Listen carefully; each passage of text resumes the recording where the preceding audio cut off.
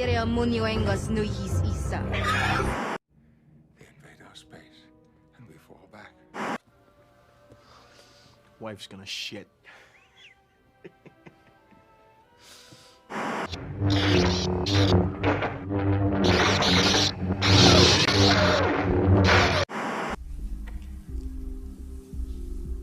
This is not myth.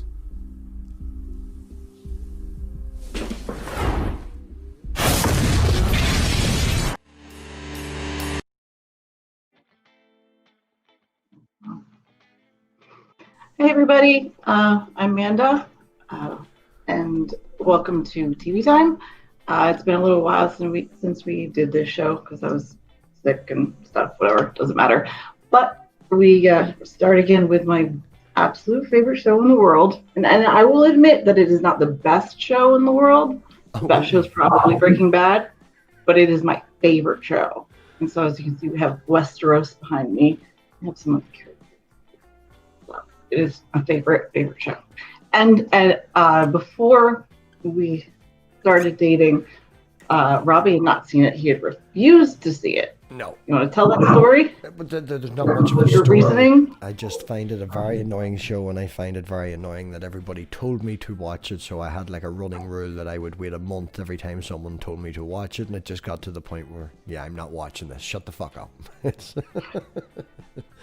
But how did I break you? Well, what am I going to do? Am I going to say no to you? Has anyone tried to say no to Amanda? That doesn't work out. And you did not regret it. You liked the show, so. Yeah, well, and taking that into account, this may be our last stream together, considering the... but we shall see. Fuck you. Anyway, I guess we first start with if my guess. Oh, actually, just tell us who you are. Sorry. Everybody knows who I am. I'm the agent that chases after Amanda. I have a small channel, MathPig. Check it out. It's conversations and fun. Thank you. So if you could just give us a brief synopsis in your own words about Game of Thrones, please, Robbie. Give me 1 second. Dave's complaining about my audio, and I will talk while I'm doing it. Right. Game of Thrones, in my opinion, is a show that was designed to appease people. Oh, fuck off, Robbie. Why do you do I told you. We're going to fall out. I think it was designed to appease people, so there's an awful lot in it that everybody likes to see. There's an awful lot of sex, there's an awful lot of fantasy, and it's sort of picking up on everything that's popular at the moment, throwing it all together into one show and running with it. Now, taking that into consideration, Amanda spent 8 years watching it. I spent maybe 2 months watching it. 10 years. 10 years, and I spent maybe 2 months watching it. So for me, I do have a slightly different perspective. I didn't get as involved with the characters as she did, but watching it at that pace, I wouldn't say that I was wrong going in, but I did. I missed the first season, the very first season, and then I think I rented it from the library when I was living in Tucson. I was like, that's it, I gotta watch this show. So I watched it from then on. And the last probably 4 seasons I watched with Angel, because before that he was a little young. But we watched it together, and that was really nice. We had, he would complain and be like, oh, I don't want, like you, like, I don't want to watch it. But I would watch him watching it, and he would super get into it. Like, he really hated Daenerys. So, how she has this long list of names, like, Mother of Dragons, Breaker of Chains, all this shit. And so he would list them all out and end with Mother of Twats instead of Mother of Dragons, because he just fucking hated her. I don't know why. So he would mumble it under his breath when we were watching it. But I guess we'll start with some of the characters. Who is your favorite character? Probably the same as you. Tiernan. Is it Tiernan? Tyrion? Whatever you call him. Tyrion, yeah. Well, Tiernan's an Irish name, so that's why it's sounds familiar from here. But no, I do. He was a wee bit sneaky at the start, and I sort of did appreciate the way that Littlefinger looked at things and the way he approached things. I didn't like his goals, but yeah, I can see that him and Tiernan had a lot in common, and Yeah, he's But been through. Tyrion had like the right intentions for it, Yes, whereas Littlefinger was doing it all for himself. yes. That's the main problem I would have had with Littlefinger is that he had the skills, but he used his magic powers for evil, so to speak. So, I mean, I'm assuming the people watching it have seen the show, but briefly, there are these four main houses that are all, yes, vying for the throne in a certain way. You have our, the heroes of the story, the Starks, and then their nemesis, the Lannisters. You have who really have the throne itself. You have the Baratheons, who is the king when we first start, and it's supposed to be his kids, but we know they're not his kids. Yeah, clearly. And his brothers, who are one is really awesome and adorable, but not very bright, not very strong, and the other one is just a super douche, like devoid of all human emotion. And it's just a fuckwit. So, and then you have the Targaryens, and who are now stationed at the, I guess, this side of the pond. You can't see it, but that's Essos, because this is all Westeros here, and then Essos is that way. But there, Daenerys and her brother are the last ones left, other than a couple scattered ones, like the blind guy at the wall and stuff. And then find out later who else is. But they're all kind of vying, even though the Starks never really want the throne. They're trying to do the right thing, but everybody else is trying to get the throne. And everybody in the world has to deal with this shit. Like, everybody suffers because some rich people want to sit on a throne made of swords. So, You see, the reason that the Starks, I think, are are so much of the hero is because the throne would have been thrust upon them. On it, because I love John. I think that we feel so attached to the Starks is because that the throne was thrust upon them. It was something that they never asked for. Everybody always expected them to be the best, but because they had been through much strife, through much struggle, and they fought for their countrymen, countrywomen, so to speak. The Starks were always someone that the people in the North, so to speak, they rallied around. They called him King of the North because he had the in touch with the people. A lot of the other people I find, like the Baratheons, as you say at the start, he didn't care. He killed someone. He just wanted to have sex, drink, and go and hunt. He didn't even really want to be king. Exactly. He set it off for everybody else. He would never come to the cabinet meetings. He was like, fuck it, give me some horse and some ale or wine or whatever, and I'm cool. Yeah, you have the Lannisters who are... I liked him, though, because, like, I don't know, he wasn't a great king, but he was a funny guy, and he treated the people that that were around him, like, the way he treated Ned. They were best friends. They hadn't seen each other in a long time. He knew Ned was technically his subject, and they can get him to do whatever he wants, like become hand. But Ned's kneeling down after he sees him for the first time in almost 20 years, and he's like, "Get up, you bastard!"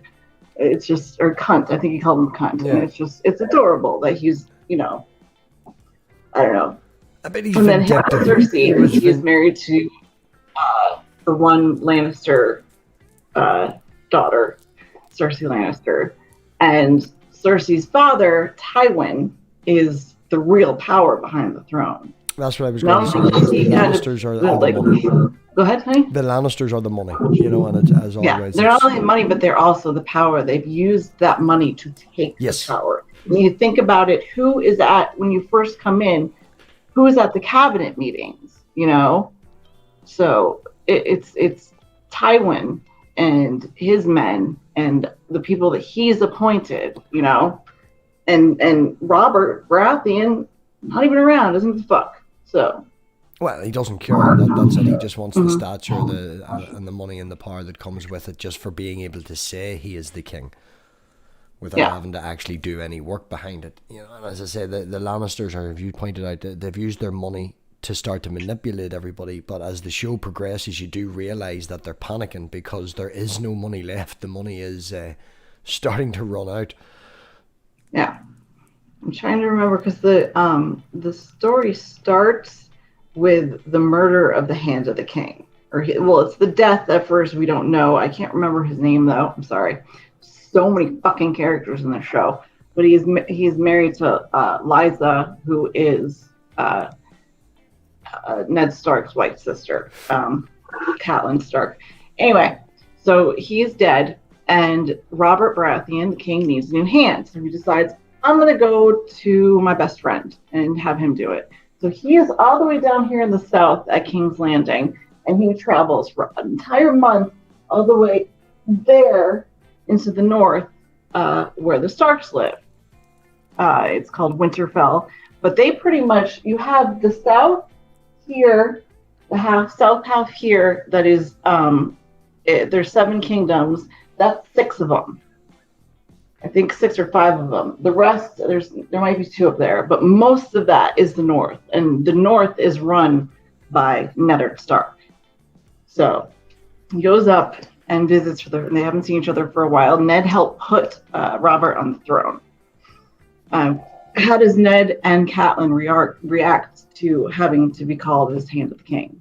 Well, for a start, they don't appreciate it because it's so far away. He's so far away from his family. So from a family standpoint, she really doesn't appreciate it. I think that he did try and make the point he was going to go down, do what he needs to do, and get back as quick as he can. He didn't realize he was going to be the Hand until he got there. Would I be right in that? Yeah. Yeah.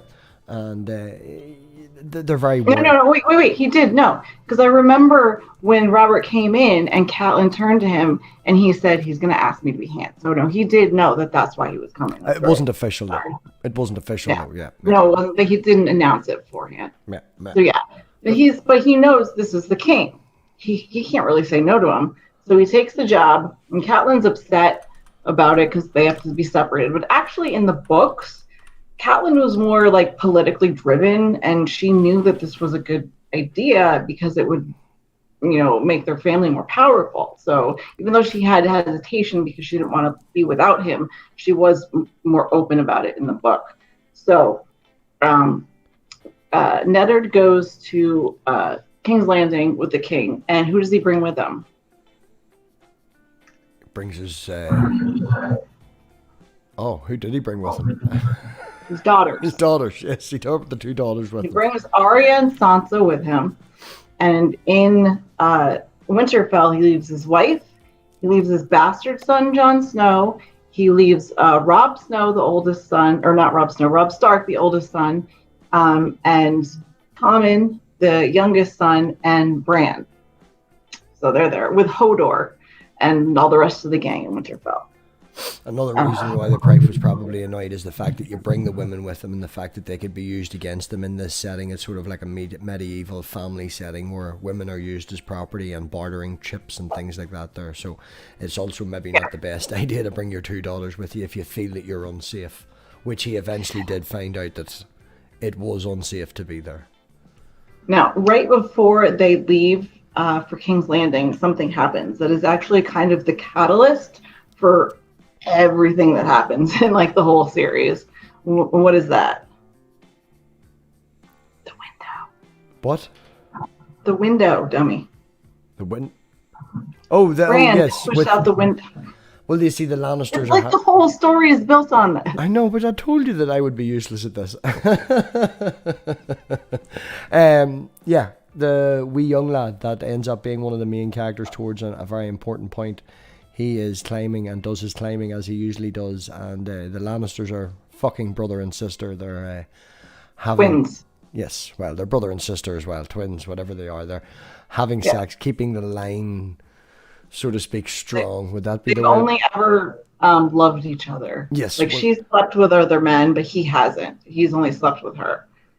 So he sees them, and she, considering the ramifications, because the kids that she's had with Robert are clearly not Robert's. Yes, the blonde hair gives it away. They're Jaime's. Yeah. So if people find out she's been fucking her brother, they will know the kids aren't part of the line. So they have to protect this. So what does Jaime do? Jaime pushes him out the window as soon as he sees him, hopefully. You remember what he says right before he does it? No. The things we do for love. He pushes him out. So he pushes him, yeah. But to their dismay, Bran survives. Yes, but by that stage they've already left. You know, Yeah, well, he doesn't die and he's in a coma, but he ends up coming out. yeah, he ends up coming out, and they do panic. They do start to worry, and there is a second attempt on his life, which then That's very important too. yes, because that was used by a knife that was a plant. There was a special knife from Tiernan or Tiernan or whatever you want to call him, and that's what then brought the wife down to King's Landing. And Now, wait a minute, it was Tyrion's knife. yes, but Jaime was the one who gave it to. that's why I gave said the orders. it Gave was to a the guy. plant. It was a plant. Yeah. So they were setting up their own brother. But this knife is very important. So this is the first time we see this dagger, and then it's used to try to kill Bran. And first, his direwolf. Let's talk about that. They have all the Stark kids have direwolves. There are 6 of them, including the bastard son. Yeah. Yeah. Summer is Bran's, or no, yeah, Summer is Bran's. Scoop, not Shaggy is Tommen's. Ghost is John's. I can't remember the other one. Like Lady is Sansa's, and it's a old like Nehemeth or something like that. Nymeria, that's what it is Arya's, and I cannot for the life of me. Oh no, Grey Wolf was Bran's, and Summer was Ramble. Nobody cares, but anyway. So I'm just impressed Bran's you remembered wolf half of them at least.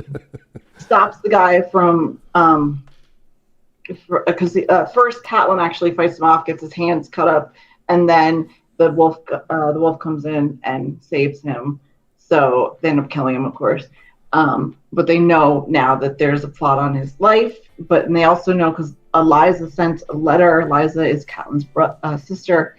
That her husband, the Hand of the King that had been killed, was Robin Aaron. That's what his name was. He had been murdered instead of just died. So, that sets off things too. So we end up back in Westeros, or in King's Landing, and, Ed is kind of getting used to the way of life down there. He doesn't love it, but he's doing it. Really he's having to see how much of a hole that they've dug with the money, because they owe so much to the Lannisters, and he can see how much power they wield.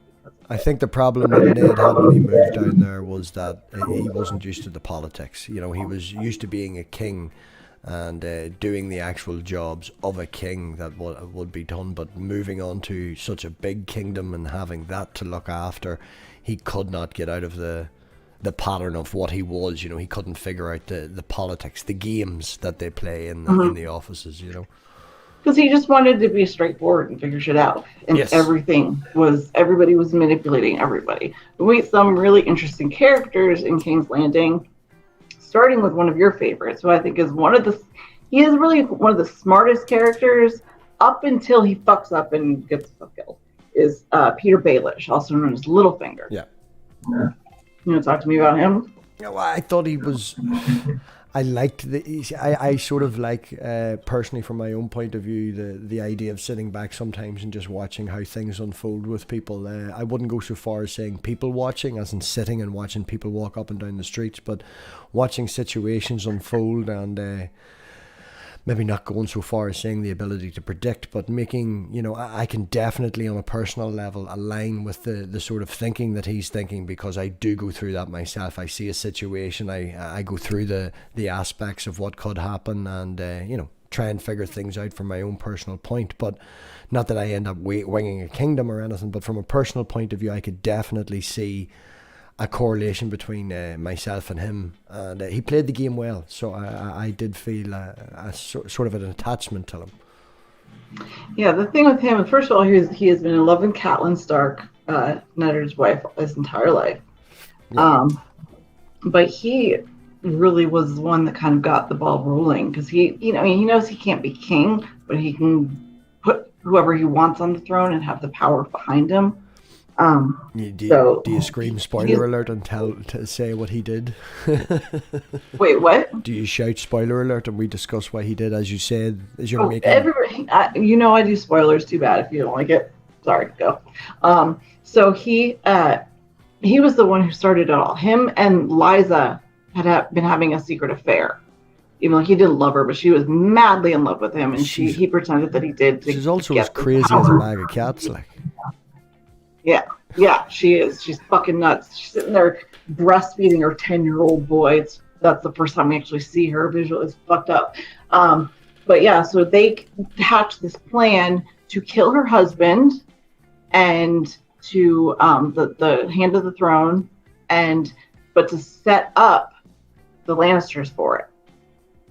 So that is what kind of, gets the ball rolling. That makes the Starks interested and start being defensive against the Lannisters and looking into the Lannisters. So, but with Peter Baelish, we have who I consider kind of his yin to his yang, because they're very similar, but they have absolutely opposite reasons for doing what they do. Is Varys. Now, Varys is he's the first. What do you call it when they don't have junk? I can't fucking remember the name right now. Oh, now eunuch. He's the first eunuch. Yeah. There's a lot of eunuchs. But he manipulates shit like crazy, and he has all these little spies. He uses children all over Westeros and Essos as well to find shit out and to manipulate things. But he's doing it because he loves the realm. He always says it's for the realm. He doesn't give a fuck about who's on the throne. He only wants to put the person on the throne that's best for the realm, because he gives a fuck about the people. Yes. And I think he's one of the few that actually really do. Like, really, truly just care about the people and fuck everybody else. Because he started off on the streets.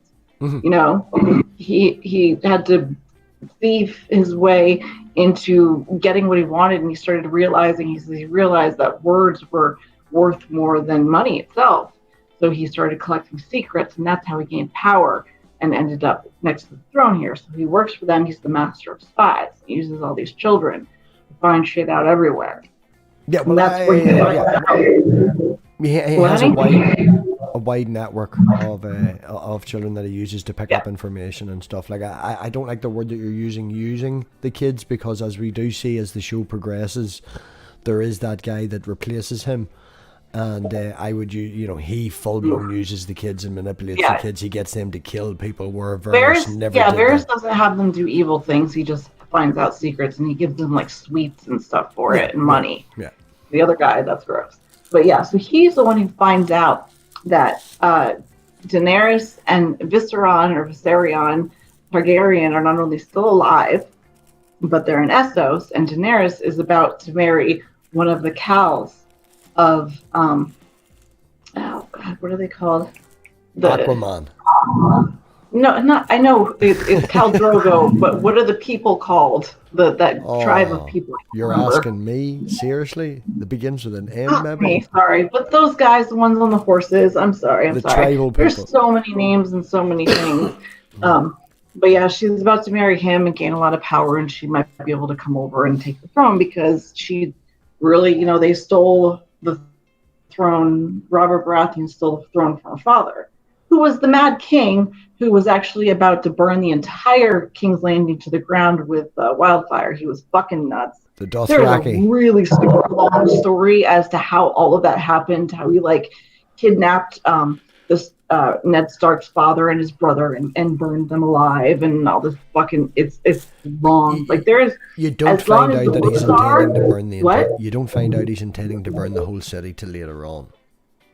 Yeah, you don't find that till later on, but this is how mad he was. But I'm saying, as there's 5 books already, there's supposed to be a few more, but there's also this really long, complicated backstory to it as well. It's complicated. It's a lot. So we would be here for fucking hours if I got into all of that. But anyway, so you have those powers. You have one thing you're missing out bringing all of this up is one of the gifts that she got at the wedding. Was 3. Which was the horse? No, freaking dragon's woman. Oh, yeah. Well, I hadn't gotten to that yet. I said they were about to be married. I haven't gotten there yet. I'm still in King's Landing right now. Okay. We'll get to Daenerys soon. Welcome to episode 1 of 5. Yeah, we might have to do this in a couple parts. Shit, I'm sorry. Well, we still have to finish The Sopranos too. But there's so much this, I could have done a Buffy episode like this as well, but the person I had on for Buffy, I actually don't really remember much about the show. So anyway. So we've got those two. We've got Robert, obviously. We talked about him, and he is married to Cersei. I did my hair like Cersei today. And Cersei is, like I said, the only Lannister daughter, and she's in love with her brother. She has, and we've talked about her a little bit as well. She is a Cunt. Survivor. She is a cunt, but yes, I would love to do a Buffy watch party, Dave. That would be fucking awesome. Yeah, so we see a lot of what she does is she wants to survive. I mean, she wants to get what she wants. Not only does she want to survive, she wants to survive in comfort. She does not want to lose her position. There's certain parts of the story where she's just clawing to hold the power and just stay alive. And she's got her brother Jamie. Is that he is a King's Guard. So he's part of the it's almost like the Secret Service, I guess. Yeah, he's the head. But because of that, he can't have a family, and that pisses off his father because he wants him to carry the line. I mean, they have a brother as well, but the brother is an imp. And it's Tyrion, who is our favorite. I have Tyrion right here. This is the one from Blackwater because he's got the axe and he's got the scar. But Tyrion is just he's so brilliant and he's so funny and Peter Dinklage does such a great job. He got like 4 or 5 Emmys for it in a row. He's just such a good job. And I reading the books, I really see him in the character.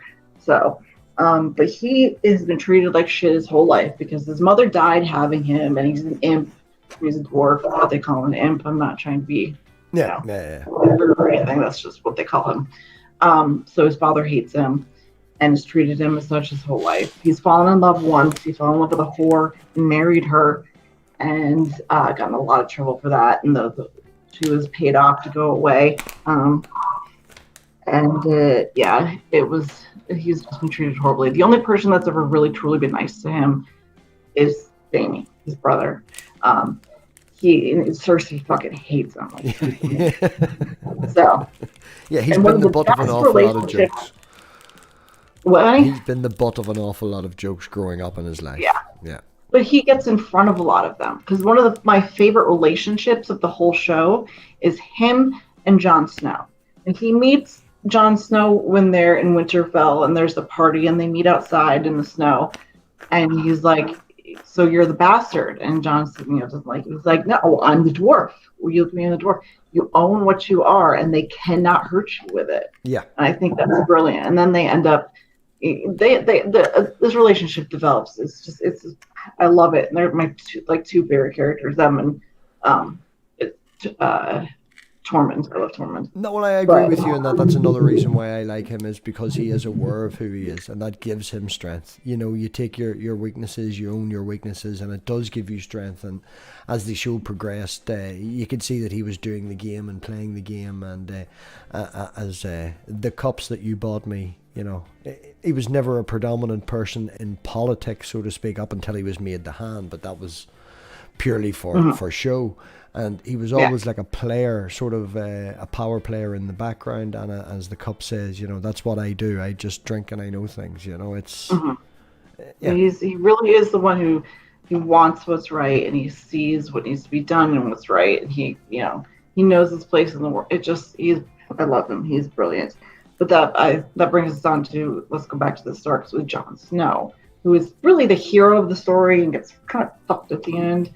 But my Jon, he is the bastard of Winterfell because, the story goes that when Ned Stark went down to King's Landing, put Robert on the throne, and he tried to save his father and his brother, but that failed. And they ended up putting Robert on the throne. He met a woman, and she had his baby, and she died or whatever. He doesn't give any story, doesn't say her name or whatever. He just brings this baby back, and Catelyn and him had just gotten married before he left, and she had actually wanted to marry his brother, and his brother died. So all of a sudden, she's got to marry Ned, and so she doesn't even know this guy. But he comes back with the baby, and it breaks her heart. Like, she fucking hates John. Like, and it's really sad. Because it's not like it's John's fault, but she is mean as fuck to him. Like, he goes in to see Bran after he gets hurt, and she's like, "I want you gone." It's just cold. She does tell the story about this one time when John was really little and he got super sick, and they thought he was going to die, and she prayed to the gods that they would save him. And she said, "I promise I will treat him like a son from now on. I swear." And then she didn't. She felt he lived, obviously, but she fell back on that promise. And it hurts her. She sees herself acting this way, and that she betrayed the gods in this, because I don't know, it's really heartbreaking. Anyway, so we've got John and we've got Rob, who is Mr. He's the next in line, so to speak. He'll be the Lord of Winterfell, and he's very proper, and he knows the right thing because his father is that way. Yes. Yeah. And then you have Bran, who is a kid, and he gets hurt. He doesn't have much of a personality even before he loses his personality. Yeah, I was going to say that as the show progresses, he becomes more and more droll and and I really did not like where they went with that. I don't know if that was laid up in the books. I know that the show itself did overtake the books, but I don't know. Yeah, he's dead inside. And then you have Tommen, who is pretty much just cannon fodder. Like, we don't know much about him. But not Tommen. Fuck. Rickon. Tommen is the other Lannister kid. Fuck, I've been saying that wrong the whole time. It's Rickon Stark is the youngest kid, and we don't really know about him, and it doesn't matter.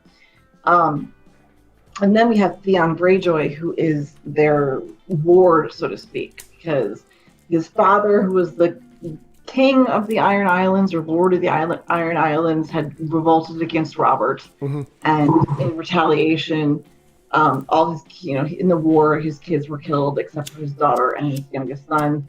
And the retaliation was, "Well, I'm taking your son. I will raise him as my own." He did. He treated him very well. He knew he wasn't a Stark, but he was raised in the castle. Yeah. And he was treated well, and he was part of the family practically. Yeah, I wouldn't go so far as saying prisoner or anything like that. Yeah, he was tried his best to be made at least part of the household. Maybe not so far as part of the family, but definitely made part of the household. I wouldn't even consider him a prisoner for his raising, for how he was, raised. I mean, it's Ned. He treated him very well. He probably was raised way better and way more comfort than he would have on that fucking piece of shit Iron Islands with that. Yeah, well, that just goes back to crazy father. It goes back to Ned's character again. So. It just falls back in Ned's character again as the person that he is, Looking at that from the reverse from his wife, as you said, she couldn't accept John. Now, I know that there's a connotation there that he's the bastard son of the new man that you married, but, he was never properly accepted in.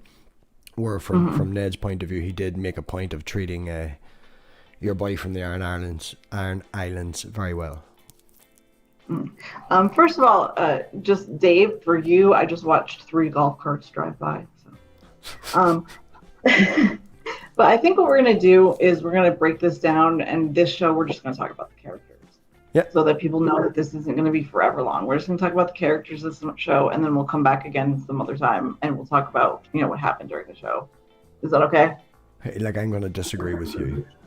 Is that okay with everybody in the chat? If it's not, if you want me to do the whole thing, but we will never get through the whole thing. We'll never get through the whole thing. Characters, Pat. No. Wing them out. Go.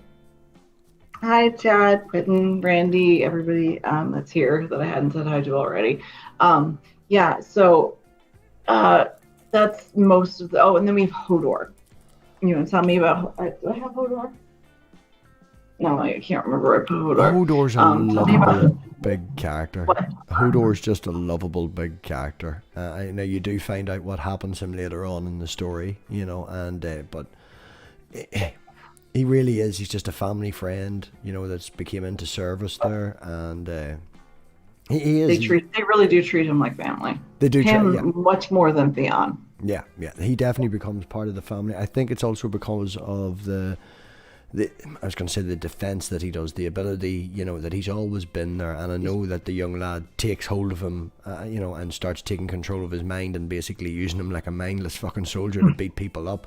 But Hodor, I think, goes with that, because even deep down, he may not have been violent himself growing up, but he always would have stood in front of somebody or stood there and defended the children, so that feeling of protection, not like a father would, but more like a bodyguard would, it has always been there.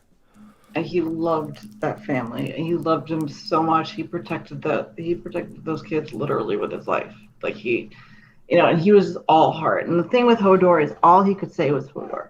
So to everything, every word out of his mouth, instead of having an actual sentence, it was Hodor, Hodor, Hodor, Hodor.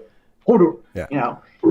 And so this whole we have seasons of this is all we know, and he's just, like I said, like Robbie said, he's just protective, and he's there. And when Bran becomes paralyzed, he's the one who carries him around everywhere. But as you say, he gave up. Does this and he picks him up, and it's adorable. But what we learn is, with Bran, he ends up becoming this thing called the One-Eyed Raven, and he can get into people's minds. We'll get into that next. But with Hodor, like Robbie said, he's a warg, so he can take over animals' minds and take over their bodies and do things. But he's so strong of a warg, he figures out he can take over the simple-minded as well, which is Hodor. So when they really need it, he takes Hodor over, and he beats up bad guys and shit like that, and he protects them because he can't do it himself. But Hodor is so sweet and gentle that he can't fight. He just gets scared, even though he's bigger than everybody else. He's scared, and he doesn't want to hurt anybody. So that's why Bran takes him over. But what happens is he takes him over for such a long time that somehow he's in Hodor's mind. He's looking at his memories, and he sees that when he was very, very young, probably a late teenager, and he's early. He's like 13, and he's working, in Winterfell, and he ends up having to come over, and it for so long in such a way that he has almost like this seizure, and it's connected to when he dies, because he's saying, as he's protecting Bran from the whites, he's saying, they're telling him to hold the door. So he's hold the door, and then it ends up getting shortened to Hodor.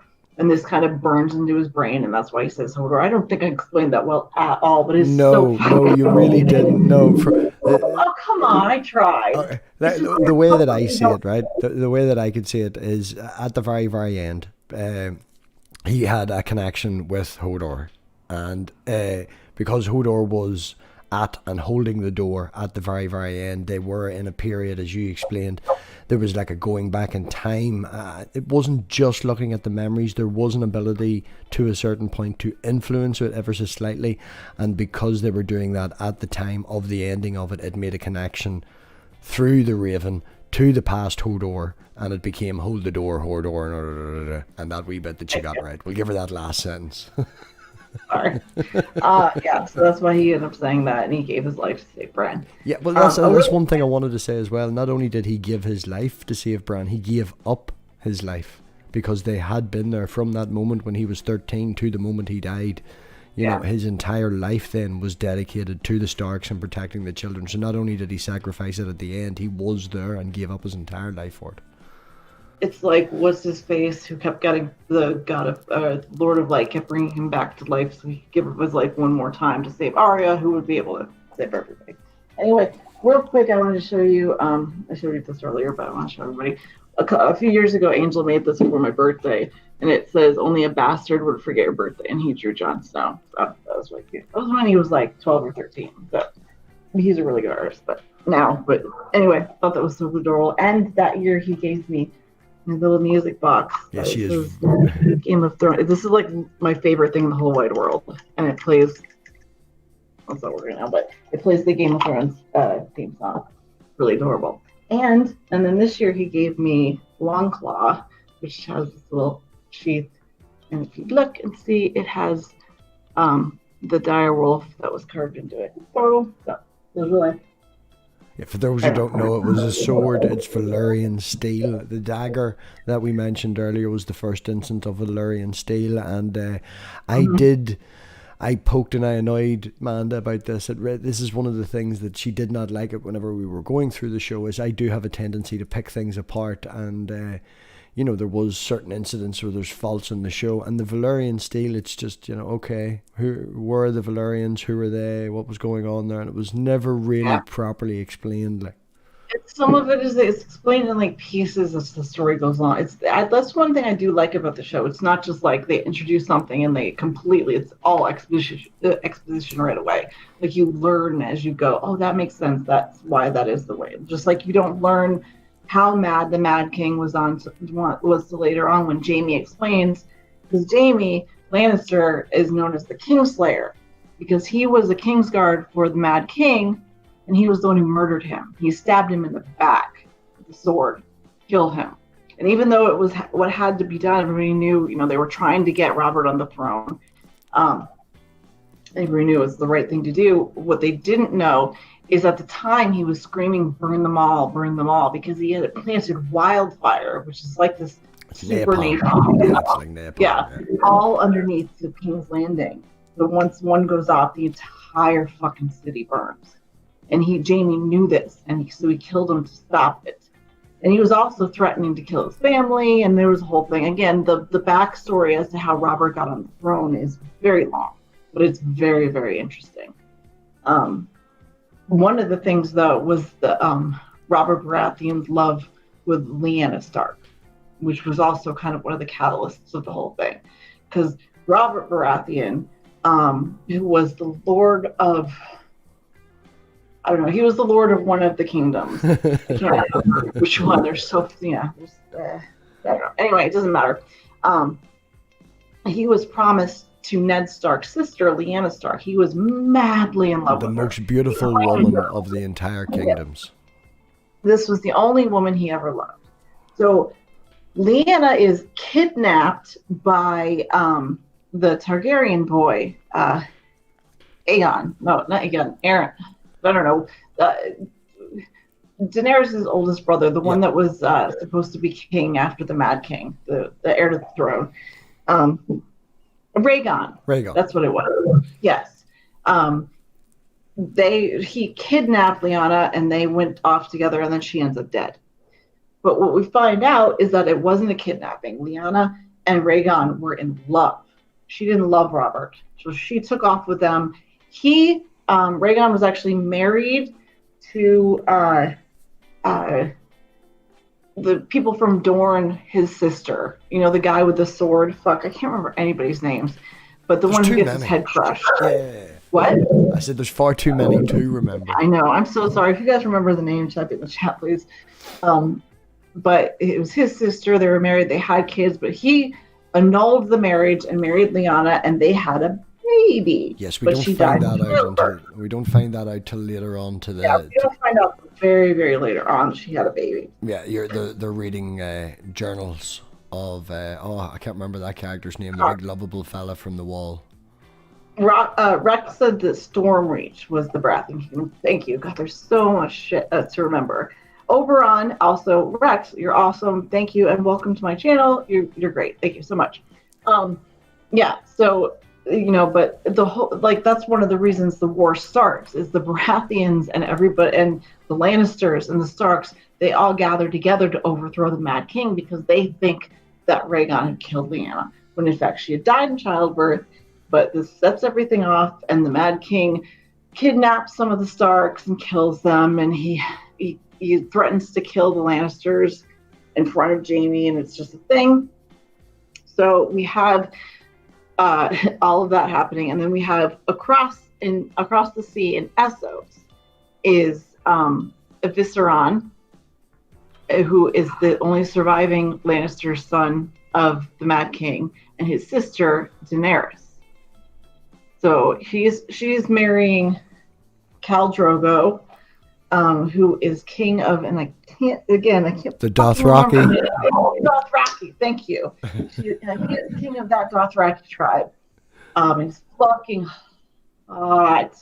but she's only 14. She doesn't know what's going on. It's scary for her, and she's pretty much being sold. Luckily, they do end up falling in love. But at her wedding, Robbie's right. She did get 3 fossilized dragon eggs. See, another thing that I find, if I can comment on the show as a whole, is, you know, the very first real incidents that we have of her is, as you say, portrayed as a 14-year-old getting out of a bath completely naked. You know, it's... Yeah. I know, but I mean, it's, you know, anyway. But nobody... She's clearly not 14, though. But, you know, one of the things is she goes to get in the bath, and it's like boiling hot, and her maidservant's like, don't miss, it's too hot, and she just like dunks in and is totally fine with it. So she gets married to Cal, and she ends up more power, and Visceron is trying to get Cal to get him an army to go across the sea and take his throne back. That's why he sells his sister to them. Yeah. But Cal and Daenerys end up becoming this power couple, and he keeps insulting her and abusing her and shit, and Cal gives up and fucking pours a thing of molten lava or molten gold on his head and kills him because he's a dick. Yeah, it was because quite they cool. become a power couple, and she's more powerful than him now. Yeah. So she is the only surviving child of the Mad King. And she believes that she belongs on the throne. But as she's trying to build up money and an army and stuff, because she knows the Dothraki aren't enough because they've never crossed the sea before, she goes to, you know, different kingdoms and finds that it's just ridden with slavery there. And she thinks it's fucked up. So she frees lots of slaves. She's the breaker of chains.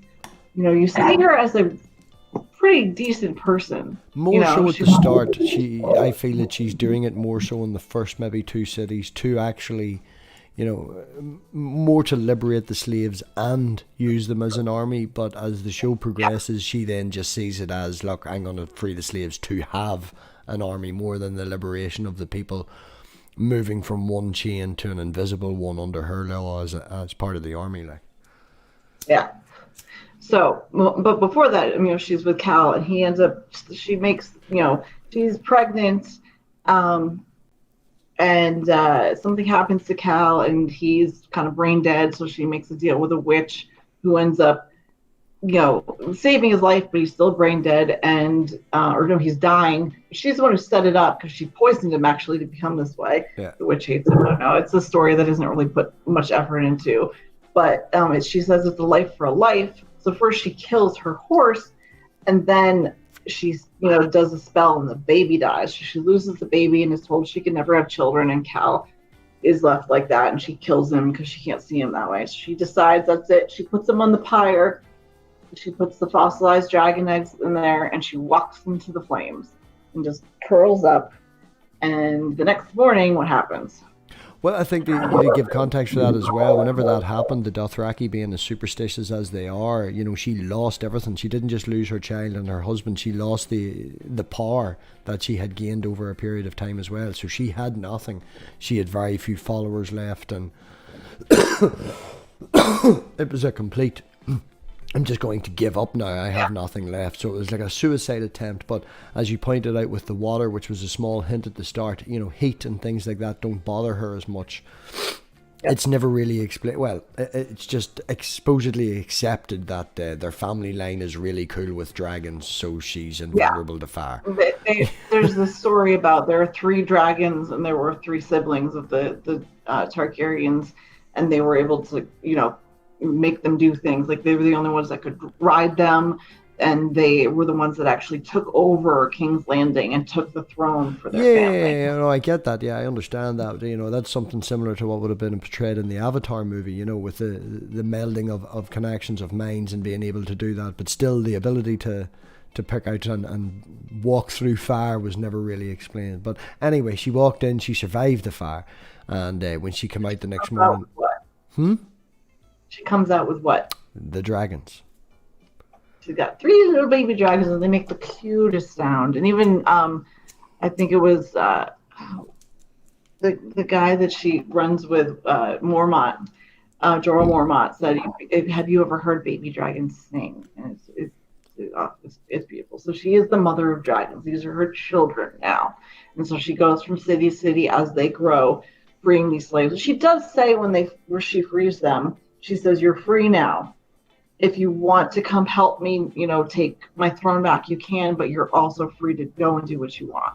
I think that's nice. But she also, as she is doing all of these wonderful things, she gets her way sometimes by saying this phrase, "I will have what is mine with fire and blood." And I think that's very telling of I think that's the family motto, isn't it? It is, but it's also telling of what's to come. And I have her on Drogon, which is her favorite dragon. Is the biggest dragon. He's the best dragon. She also has Rhaegon and Visceron. Rhaegon is named after the oldest brother, and Visceron is named after the one who had got melted. So, she's doing it. It seems to be the right thing. We're following. I mean, she's gorgeous. She's well spoken. She takes, a lover, and she's great. So we really started rooting for her. But on the other side of the world, we have who is kind of her counterpart, even though he really has no power, is Jon Snow. Yeah. And Jon the bastard decides he really wants to go to this place called the Wall. Do you want to explain what the Wall is? I think I'm going to turn the light on because it's getting really dark in here. The wall is, if you can see behind Manda, the way it goes from sand color to snow color is a giant area of just a huge giant wall that is designed to separate, I don't know what they call it, like the north or the bad area, or where the white come from. Separates the north, which is the wilds, pretty much what they consider, and then the rest of Westeros. The north is not Westeros anymore. The north is where beyond the wall, where the beyond the wall. Shit. That's how they refer to it. Yes, there's beyond the wall, which is it's sort of like a flat Earth or Antarctic wall. On the other side of it, there's ice, and it's very, very cold. It gets progressively colder as you do go north, but at the wall, it is frozen, absolutely solid. -20, -30, and all the rest of it. 700 feet tall, and there are castles. You can't really see it, but there are castles along the entire thing. But at the minute, it's only the Night's Watch live. It is only Castle Black that's running at the moment. Castle Black. It's the only one that's up and running at the minute because as time has progressed, the idea of what were they called? The Whites? The White Walkers. The White Walkers. The idea of the White Walkers has slipped into mythology and... yeah, they don't believe any of that stuff anymore. Yeah. Because there's no magic in the world. Without dragons, there is no magic. So there is none of the stuff that they have in Westeros. But that's what I'm saying, but on the wall is the what are they called? The wildlings. The wildlings. Right? Those are the only people beyond the wall, and they're just there's different tribes. They don't have structure like they do in Westeros. They're just wild people, I guess.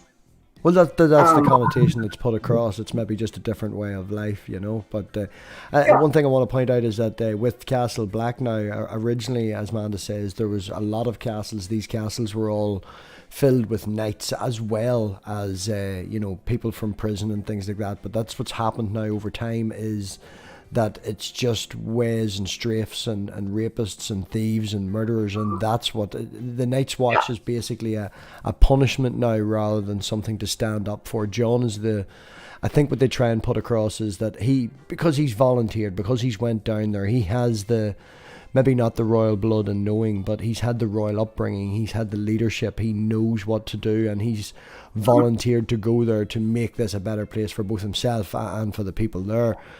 But that's because the Starks are so close to the wall, and they're actually the Stark family were the ones who kind of started the wall itself. They're very proud of it.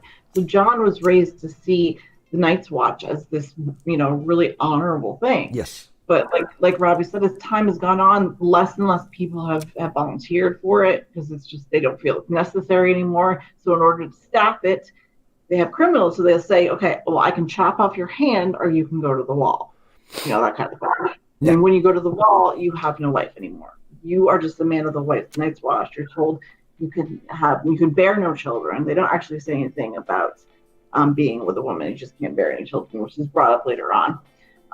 You're just a part of the watch itself. I wish I had the whole thing, but it doesn't matter. Anyway, so they pledge to the wall, and that's it. They're they're supposed to be part of it for life. So John goes up and he sees, I've been lied to. Like, this sucks. So it's like Robbie said, he's the only one who's had lessons with swords and stuff like that. He does know what he's doing. That's why he raises up in the ranks really high. And he ends up being working alongside the warden. I can't remember his name, but he is he's Noah Jorel. What's his face? The guy that's alongside Daenerys. He's his father. Jorah. Sorry, he's Jorah Mormont's father, Noah Mormont. Yeah, that's what it is. So he's the one who actually gives John the sword, because this long claw, the hilt of it, or the handle of it, was a bear, because the Mormonts are lords of Bear Island. But he had it refashioned to look like a direwolf. It's really cool. And he felt, because Jorah had shamed the family, and that's why he got sent away. Yeah. Because he was a smuggler or something like that. I can't remember what he did. But he got sent. Oh no, I think he smuggled slaves. But he got sent away, and Noah was he wasn't proud of him, but he saw John as a son. So he brought him in and took him by his side, and he was setting him up to take his place. But he befriends this guy. I love another relationship I love, Samwell Tarly. Tell me about him a little bit. Well, that's the lovable guy from the wall that I referred to earlier, was Sam, because I think also he is a character that you're designed to feel sorry for at the start. He was one also of good lineage, but the reason that he was sent there is because of his father, and his father knew it was full of waifs and strays and things like that, and wanted him to toughen up ever so slightly, if you know what I mean. And at the same time, it was also a punishment, because he had to give up his family rights and things like that there, and it was like, right, you'll get them back when you come back a man, and he was more than just sort of a big, lovable guy that was very soft, didn't want to fight, but very intelligent as well. He just wanted to read. Yes, he just wanted to read. Yeah, so he was a very intelligent guy, and whenever he went up there, John sort of took him under his wing because he was being bullied, and John, again with the leader, doesn't like to witness anybody being bullied. There's no reason for the man to be bullied because of his size, and he can't swing a sword. As the show progressed, we got to see he was smarter than an awful lot of them. He somehow survives. Okay? Yeah, I was going to just about to say that. How the hell did he? One of the heartbreaking parts of the show for me was the very last season, the Battle of Winterfell, which was the biggest battle of that season. John is fighting off White Walkers and stuff, and he sees Samwell. It looks like he's about to die, because he's just getting piled on by all these whites, but he can't do anything about it. And they look at each other. And John just gives him this look like, I love you, but I'm sorry, and walks away, and Sam just fucking cries. It is heartbreaking. But yeah, he's actually the first one to kill a white. Yes. He happened to have, what does he use to kill the white? Do you remember? Obsidian. Dragon glass is what they call it. Yeah, well, I think what we refer to it as obsidian. It's that lava green glass that you would see, natural forming that green glass, and again, a problem that I had with the show was no, they did explain it. Yeah, I whinged for an entire series that they didn't explain why dragon glass was so important. But this is for Rex, by the way. Yeah, we did talk about the direwolves. Yeah, one thing again, they're up a mountain, they're on the other side of the wall, and randomly they find this hidden area with it was. That was not. Yeah, but I don't know. Maybe they were following a path that they always followed. I could give you that. Buried in the fucking ground in the snow. So. Yeah. But so they're best friends, and a lot of the show, a lot of John's part of at least the first half of the series. He's up at the wall, and but he is sent actually. John is sent beyond the wall. What is the reason he is sent over? Do you remember? I think they went looking for his uncle and his uncle's battalion. Yeah, and they came across his uncle was Ned's brother was a Night's Watchman too. He was Brandon, I think. Had gone beyond the wall with his group, and they hadn't come back. It had been over a month, so John gets sent over. They didn't want him to go at first, but he's like, it's my uncle, let me go. So they get sent over, and he captures my character, who is Egret, a wildling. Tell me about it. I've even got the red hair like her too. Yeah, it was very telling as well. As we were watching and going through Game of Thrones, I think 2 days before Ingrid came into the scene, she was like, I'm going to dye my hair, and then come back with her hair dyed red. It was... But, yeah, Ingrid is a wildling. She also is a wild spirit.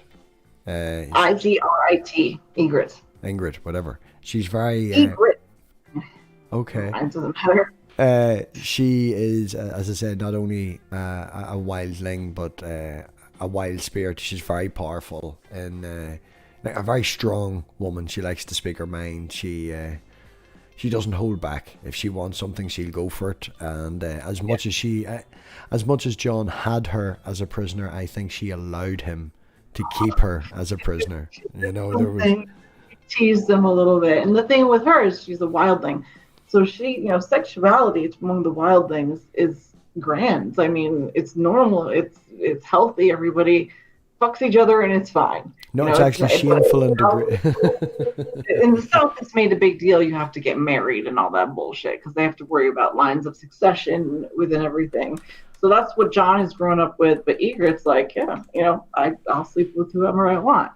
And he's actually, at this time, is a virgin. Before he went to the wall, he's never slept with a woman, and he obviously hasn't since then. But tables get turned, and Egret ends up finding her, like leading him to some of her tribe, and they capture him. And he sees a giant for the first time, and all these different people. He sees a warg for the first time, this guy who's, in the mind of a bird, and he meets who they consider the head of all the wildlings, even though they really don't have one, but he's the king of the wildlings. For fuck's sake, his name I can't remember either. This is really bad. I'm sorry, there's so many names. But the king of the wildlings, he meets him, and he actually, who used to be a member of the Night's Watch himself. Yes.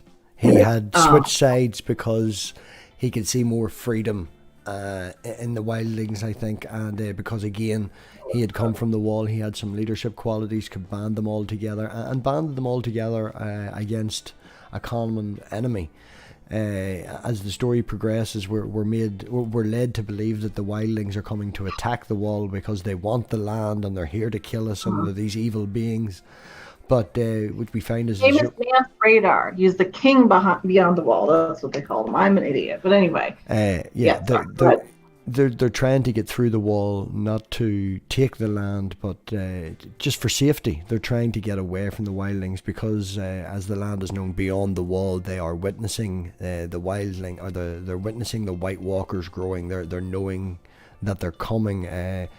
Like John, whenever he went over the wall, he comes and encounters that man that has all the wives and the sisters and all the rest of it, and anytime there's a meal, he gives them away to the White Walkers. So they do know on the other side of the wall that the White Walkers are building an army, and they are trying to get across the wall for safety, but it is portrayed at the start and that they're evil.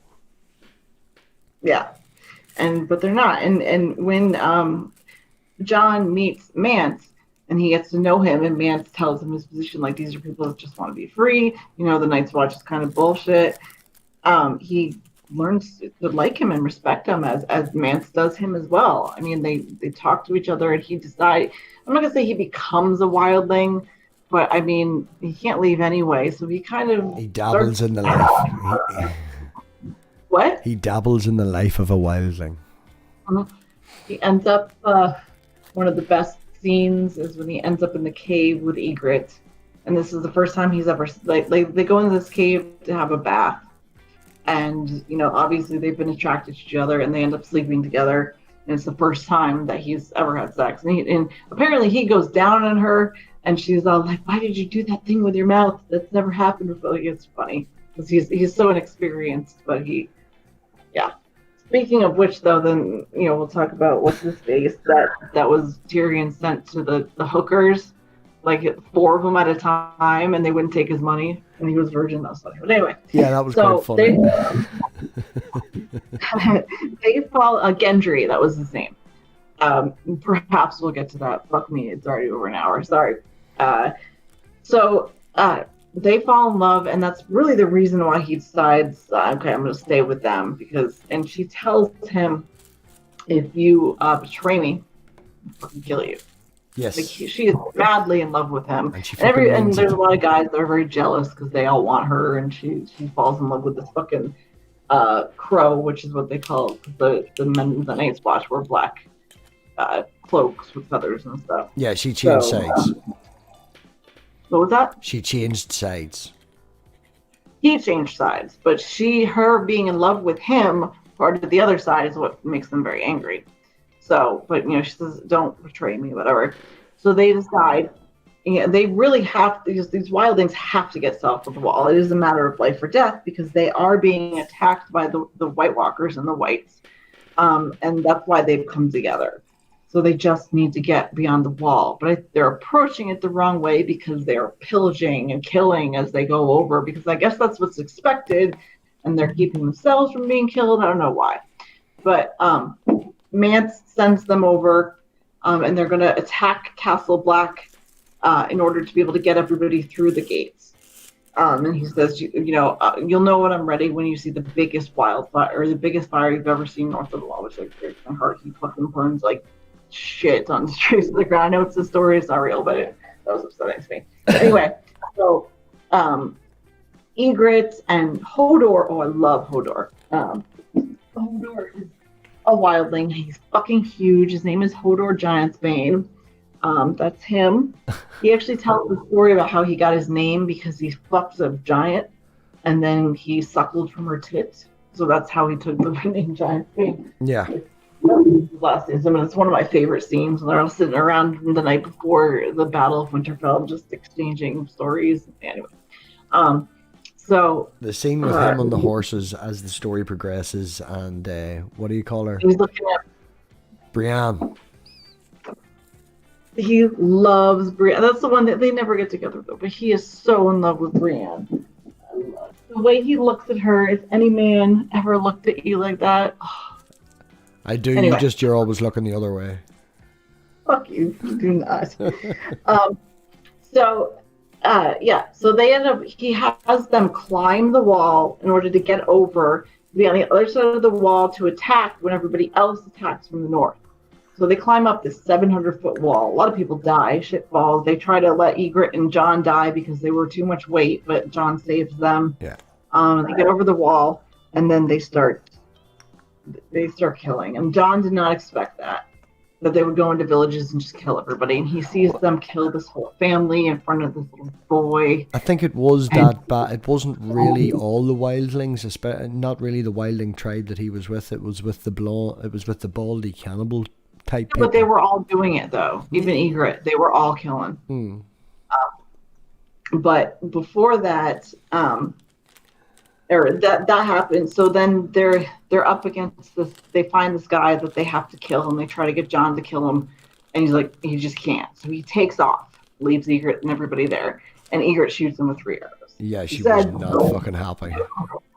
Yeah, that was heartbreaking. So he goes back to the Night's Watch.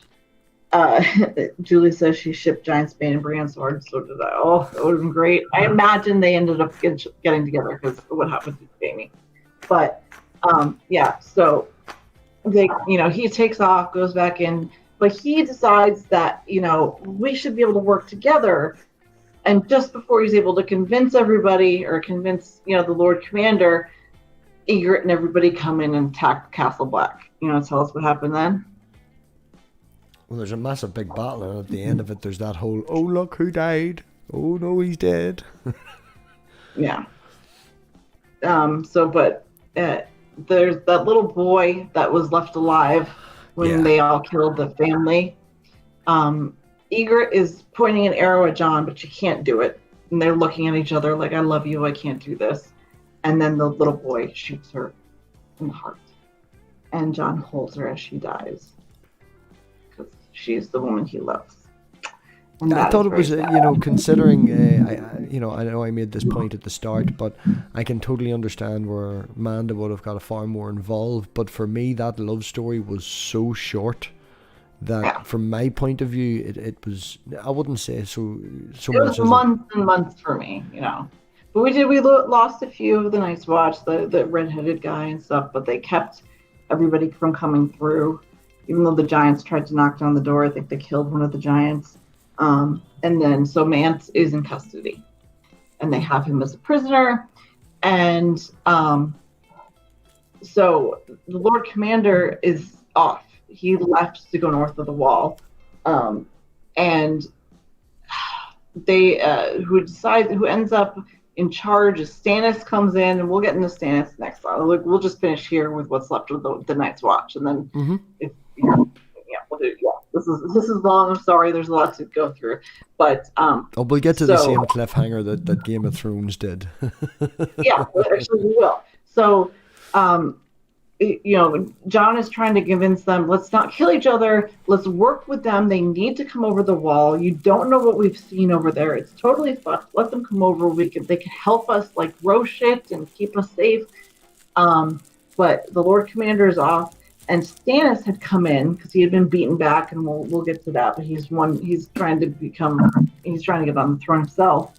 God, we didn't even get into how Robert died. Sorry, we'll do King's Landing next week. How about that? I'm so sorry, but it's just Santi. So they have Mance, and Stannis is the one who has him prisoner, and he says, "You bend the knee to me, or you fucking die." And what does Mance say to him? No, well, wildlings don't bend the knee to anybody. Yeah, not even him. They don't even. He's the king beyond the wall, and he doesn't even make his own men bend the knee to him. So he won't do it, and he says, "Oh, okay, that's it. We're gonna burn you," which is fucked. But Stannis is all with the Lord of Light, so they go to burn him alive, and all the wildling prisoners are watching along with the Night's Watch, and he's suffering. Burning alive is fucking painful. So John takes an arrow and shoots him through the heart, so he doesn't have to suffer. And then they start to say, "Oh, well, you're on their side."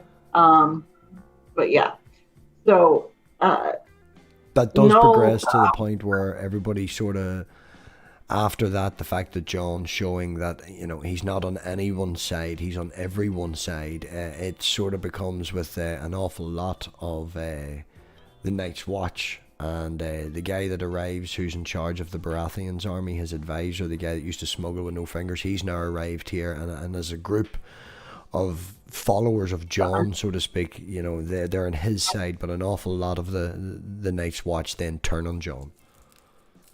Yeah, because even though he's on everybody's side, the Night's Watch see him. But we haven't.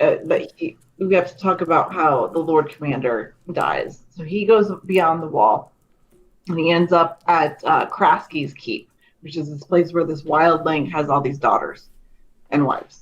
Because he fucks his daughters, they have a kid. If it's a boy, he sacrifices them to the White Walkers, and they become White Walkers themselves.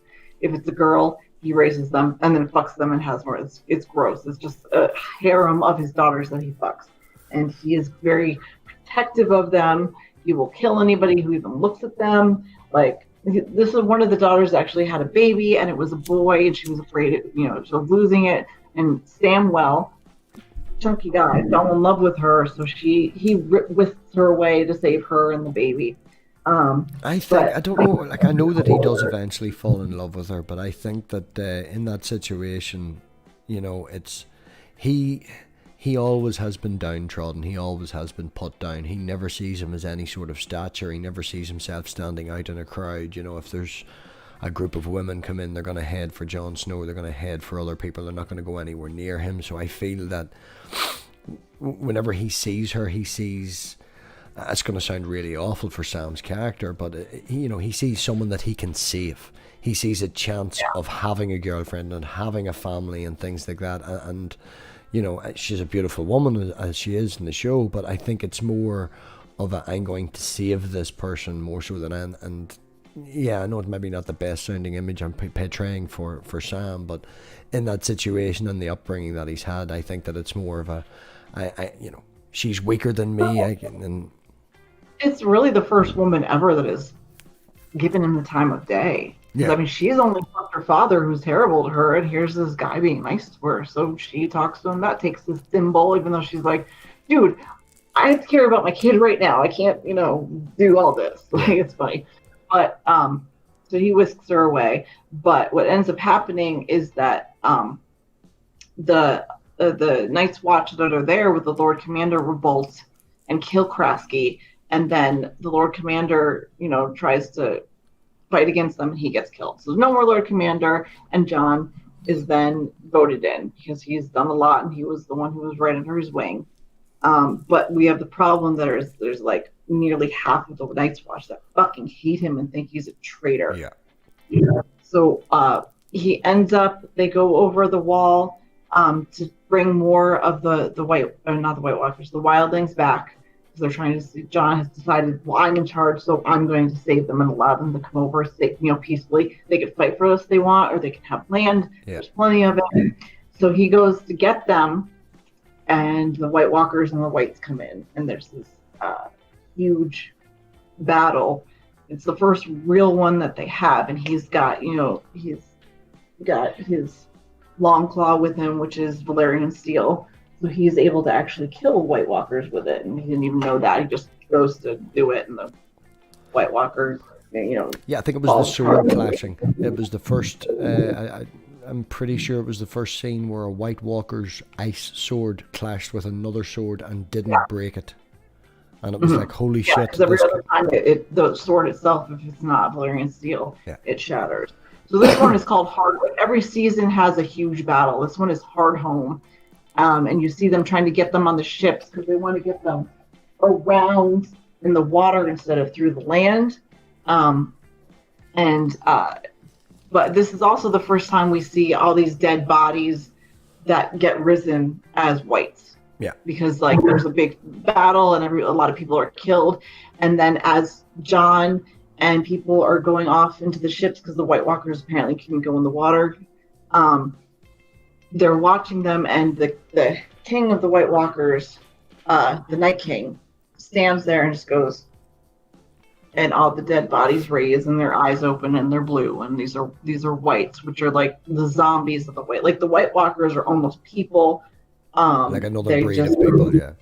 What? The White Walkers are like a completely, like another breed of people, where the whites, as you talk about them, are basically zombies.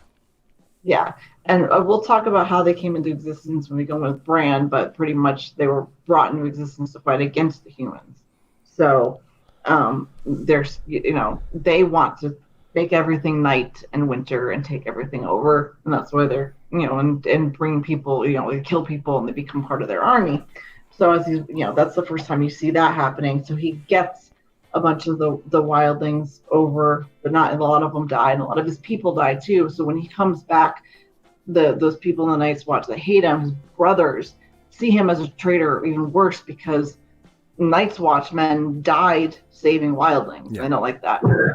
So what happens to John? That's where we'll leave the cliffhanger like they did in the show, and we'll come back next time and go into King's Landing. Well, tell me what happened. I think the worst of it was the connotation of the little, the young boy. He had saved the young boy, and he brought the young boy up, and he turned around, and everybody that not everybody, he did have his followers, but let's talk about how they tricked him though, because they said, "Oh, your uncle finally showed up." Yes. And they had Ghost locked up. Yeah. Okay, he was locked in a cage. And they said, "Oh, come quick! Your uncle is here." And they take him to the area where they hang people, and it says, it just says traitor on a sign. And he turns around, and it's like all the guys that hate him, including that little kid who thinks he's a traitor because his family got killed by wildlings, and they all fucking stab him. Every one of them gets. They said for the watch, I think. Yeah. Every time they stab him, the last one to stab him is that little boy who killed Egret too, right in the fucking heart. And we end John laying in this. It's a beautiful image. He's laying in this white snow, and his blood is just pooling, and his eyes are, getting glassier. And that is where we leave it. And that is where, and yeah, at the time, obviously, we didn't know what was going to happen. And Kit Harington actually went on one of the talk shows and said, yeah, I'm dead. I'm dead. So that's where we left it. And I was heartbroken because, I would have, even if the show sucked, I would have watched it just to look at him. And Nerdy will tell you the same thing. Hey, Nerdy. So yeah. Any last thoughts? Like I said, next time we'll go into King's Landing. And I know we did Winterfell this time, but we didn't much get into Arya and Sansa because they are again to talk about the show as a whole.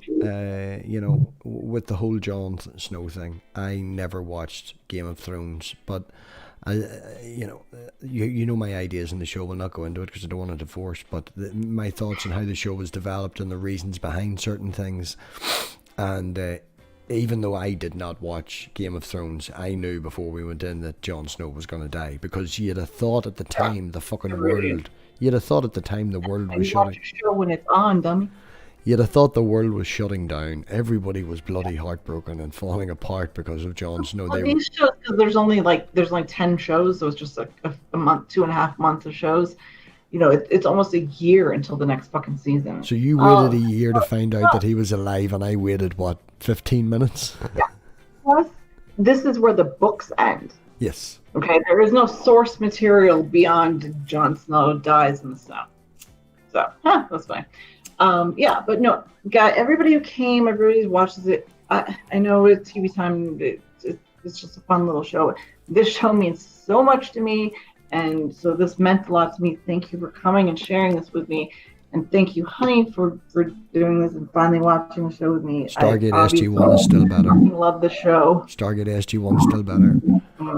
If you can see on this, I have some Star Wars. I have Tatooine and the TIE Fighter, which I'm not wearing. But thank you so much to everybody. Thank you, honey, for doing this move. Well, like I said, next time we'll move on to King's Landing and what happens there.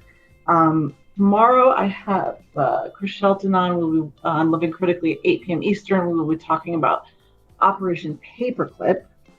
Anything for you, honey? I have an interview on Wednesday with a new channel called JB something. He's got 20 subscribers. Spartan Theology put me on to him, so we're going to get him on, have a wee bit... we interview with him, find out more about him. Thursdays, as always, we'll have the open mic nights. I don't think we've come up with a topic yet, but sure, that always fucking happens for the first 20 minutes anyway. And then next Sunday, I have a debate between Jeff Spatchcock and Praise That I Am on the topic of the authorship of 1 Timothy. Was it Paul that wrote the 1 Timothy? Oh, and Thursday as well, because we hit 50 likes during the video on Thursday past, Religion is Bullshit has agreed to come on dressed in drag. So that's going to be... Oh, yeah, that's right. Yes. He came on half that way. Oh, good. Yeah, he came on with his fake boobs and looked quite well. I'm sure there's a wig and a dress coming. So, yeah, go check that video out. Watch it. You'll see Rib half dressed in drag, and that's coming on Thursday. Tuesday, I'm on Godless Grannies too. We're talking about the importance of a vote. Yes. And I also have a Dark Matter cartoon coming out. That's funny because he literally just texted me. So he said his name. I did a Dark Matter cartoon with them a couple of weeks ago, so it should be coming out in a I don't know. We'll see. But thank you, everybody, for coming. Just remember to think critically. See you next time. Bye, guys. Mwah.